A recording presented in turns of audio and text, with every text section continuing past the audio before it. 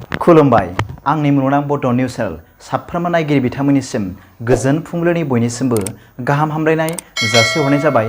आसा खालामो नोंथांमोनहा गासै मोजाङै दं। बे समाव आं नोंथांमोननि सिगाङाव फुंबिलिनि मोननैसो खौरां लाना फैलायबाय। अन्नानै भिडिअखौ स्किप खालामाजासे जोबजासिम नायलांदो। दिनैनि फुंबिलिनि मोननैसो खौरांफोरा जाबाय। गिबि रादाबाव दं गोबां आयेन बेरेखा मोसौजों लोगोसे फालांगि हमनो मोन्दों। रायजोआव गोबां सांग्रांथि खालामदों आसाम सोरखारा।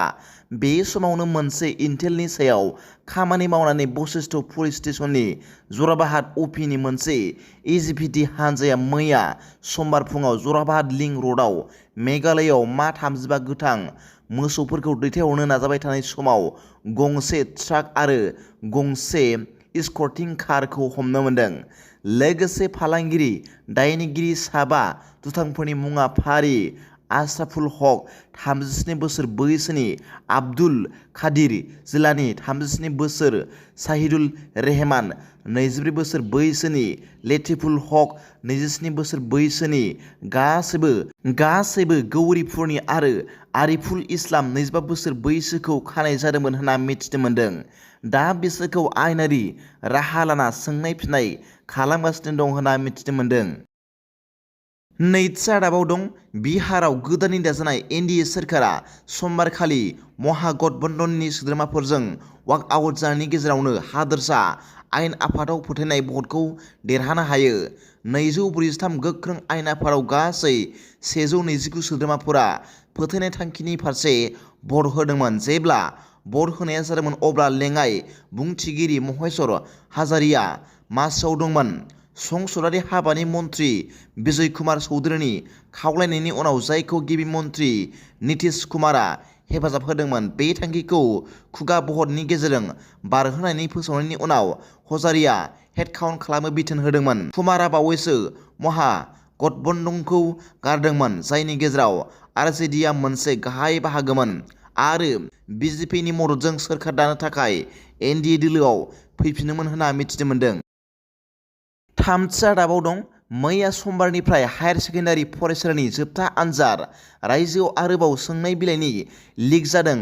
आसाम बिधान सभानि बाजेट जथुमनि गिबि सानाव सोंथि बिलाइनि ओंखारनाय आरो रायजोआरि आनजादफोराव अनुचित बाहायनायखौ होबथानो थि खालामदोंमोन।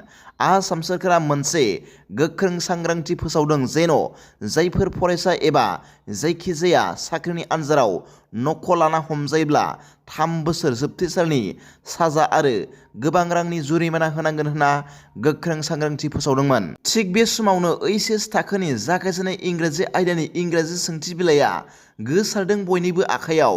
बे जाथाया जादों पर्बतझरानि गोजौ फरायसालिमानि इंराजि आयदानि सोंनाय बिलाइनि उदाङाव। मख'नो गोनांदि पर्बतझरानि बासबारि सिनियर सेकेन्डारि कलेजनिफ्राय मबाइल सोंथि बिलाइ ओंखारदों। सोंथि बिलाइखौ मबाइल लिक खालामग्रा दायनिगिरि नाजामुल खानखौ रुपसि पुलिसआ हमनानै लाङो होनना मिथिनो मोन्दों।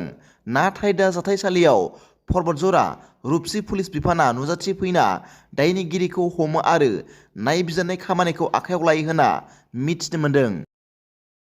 ब्रैथि रादाबाव दं आसाम सोरखारा मैया समबाराव 2024-25 रांखान्थियारि बोसोरनि थाखाय 774.47 कौटि रांनि खम जानायजों 2.9 लाख कौटि रांनि बाजेट होयो आरो जेबो गोदान टेक्स लायै थांखि लाया। फैगौ रांखान्थियारि बोसोरनि बोसोरारि रांखान्थियारि बिबुंथि होनानै आसामनि रांखान्थि मन्थ्रि अजन्ता नेउगा बेखौ बुंदोंमोन दि समाजआ उन्दै बैसोनि हाबाखौ फोजोबनो थाखाय सोरखारा 10 लाख हिनजावसाफोरनि पस्ट ग्रेजुवेट थाखोसिम सोलोंथाइ होनायाव मदद होगोन।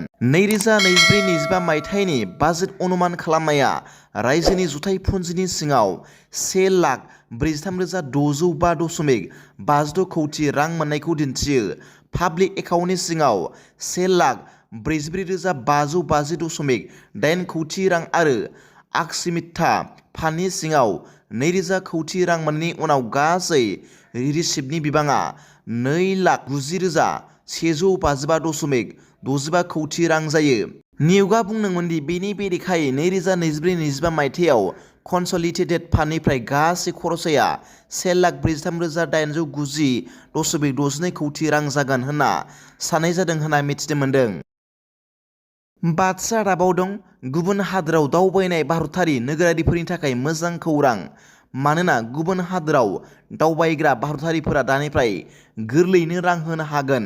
श्रीलंका आरो मरिशासआव UPI सिबिथाय मोननो हागोन। भारतनि गाहाय मन्थ्रि नरेन्द्र मदिया मैया समबारनि बेलासिनि 1 रिंगायाव मोन्नैबो हादोराव UPI पेमेन्ट सिबिथायखौ जागायगोन। श्रीलंकानि हादरगिरि रुनिल विक्रमसिंघे, श्रीलंकानि आरो मरिशसनि गाहाय मन्थ्रि प्रविन्द जगन्नाथ बेखेवनाय हाबाफारियाव भार्चुएलै बाहागो लागोन। बे बाथ्राखौ भारतारि हाइ कमिसनारनि मावख'आ मोनसे बिबुंथियाव बुंदोंमोन। UPIआ भारतारि नोगोरारिफोरनो मिमांसा सिबिथाइफोरखौ मोनहोनायाव मदद होगोन। भारतारिफोरा श्रीलंका आरो मरिशासआव दावबायो आरो मरिशसनि नोगोरारिफोरा गोबां समावनो भारताव फैयो। दिनैनि फुंबिलिनि मोननैसो खौरांफोरा दा बेखिनिल'मोन। भिडिअखौ मोजां मोनदोंब्ला आंनि बे मुलुगनां बड' निउस चेनेलखौ अन्नानै साबस्क्राइब खालाम आरो बेल आइकनआवबो थुनानै ला, जाहाथे आं गोदान निउस आपडेट लानानै फैब्ला नोंथांनियाव सिगांग्रो नटिफिकेसन सौहैयो। दा बेलासिनि रादाबाव नोंथांमोनखौ आंनि बे चेनेलाव गासैखौबो बरायहरनाय जाबाय। गोजोन्थों। एसेनोसै। जै बर' हारिनि जै।